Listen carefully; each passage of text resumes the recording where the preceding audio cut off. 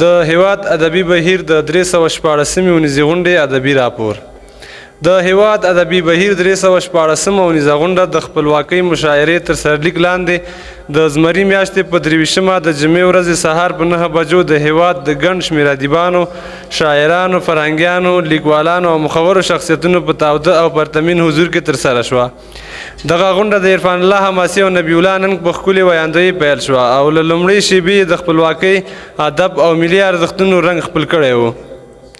د قرآن کریم مبارک آیاتونه وحید الله مخلص په خوږ او زړه راښکونکي غږ تلاوت کړل چې د غونډې فضا یې برکتي او باوقاره کړه.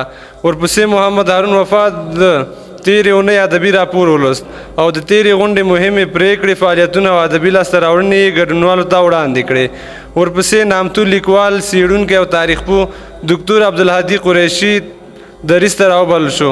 نوموړي د افغانستان د خپلواکۍ د تاریخي ارزښت، د ازادۍ د مفهوم، د ملتونو د بقا او پرمختګ لپاره د خپلواکۍ د حیاتي اهمیت او د افغان ولس د نه ماتېدونکي مقاومت په اړه هر اړخیز او مستند لیکچر وړاندې کړ. قریشي په خپل څرګندونو کې د افغانستان د تاریخي 3 مهم او سرنوشت ساز پړاوونه وڅېړل او ویې ویل افغان ولس د خپلې خاورې، عقیدې او ملي هویت د ساتنې لپاره د نړۍ له سترو یرغلګرو سره په مېړانه مبارزه کړې ده. هغه د انګریزانو پخواني شوروي اتحاد او امریکا د اشغالونو تاریخي شالید، موخې، پایلې او د افغانانو قربانۍ په مستندو تاریخي شواهدو تشریح کړې. ورپسې د غازي امان الله خان پر واکمنۍ د خپلواکۍ د ترلاسه کولو مبارزې، سیاسي تدبیر، اصلاحاتو او د افغانستان د نړیوال حیثیت د لوړولو په اړه مفصل بحث وکړ. نوموړي ټینګار وکړ چې خپلواکۍ یوازې د یو تاریخي ورځې نوم نه دی، بلکې د ملتونو د عزت، پرمختګ او راتلونکي د جوړونې بنسټ دی او د هغې ساتنه د هر افغان ګډ مسؤلیت ګڼل کیږي. هغه ځوان نسل ته سپارښتنه وکړه چې خپل تاریخ له معتبرو سرچینو ولولي، د ملي یووالي، خپلواکۍ او فرهنګي ارزښتونو د ساتنې لپاره هڅې وکړي او د هیواد د آبادۍ او پرمختګ په لار کې خپل رول ادا کړي. د نوموړي بشپړ لیکچر به د ادب کس په نشراتي پاڼو خپور شي څو مینوال یې په بشپړه بڼه واوري او ترې ګټه واخلي.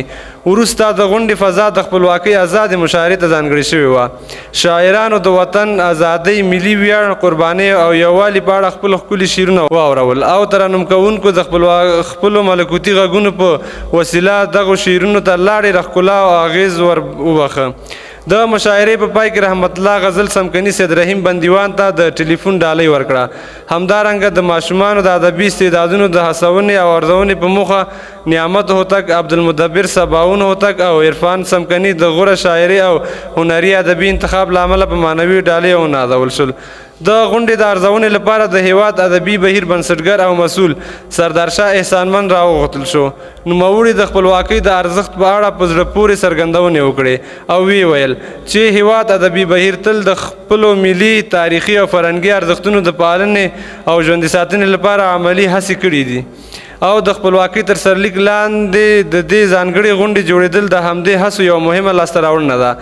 هغه د یادې پرتمینې غونډې ډېره ستاینه وکړه او دا غونډه یې د هیواد ادبي بهیر یوه بله لاسته راوړنه وبلله. د غونډې د ویاندویانو ویاندویي، د تیرې غونډې ادبي راپور او د ډاکټر عبدالهادي قریشي لیکچر یې د ستاینې وړ او ویاړلی وبلل چې د دغې غونډې ارزښت او ماهیت یې لا لوړ کړ. احسانمن له ټولو ګډونوالو وغوښتل چې غونډو ته پر ټاکلي وخت حاضر شي، ځکه د وخت مراعات د غونډې نظم، د ګډونوالو حق او د پروګرام بریا تضمینوي. نوموړي له ویاندویانو وغوښتل چې د دریځ پر سر خپلې خبرې لنډې او اغېزمنې وساتي، د وخت ارزښت ته پاملرنه وکړي او له اوږدو مقدماتي شعرونو ډډه وکړي څو ټولو برخوالو ته د ګډون مناسب فرصت برابر شي.